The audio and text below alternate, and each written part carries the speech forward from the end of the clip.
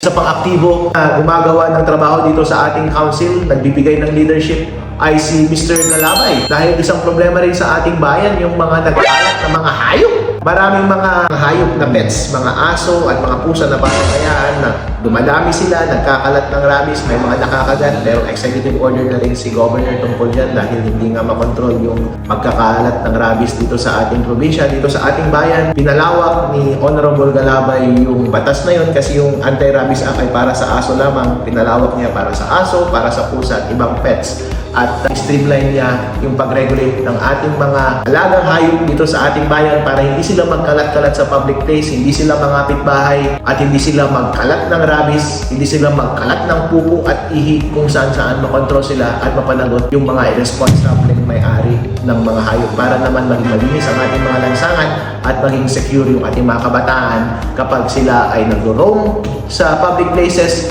or para naman kapag nasa sila ay sariling kanya-kanyang bahay, hindi kung kani-kaninong pusa at aso yung pupunta sa kanila dahil nakakatakot din yung mga hayop na iyon.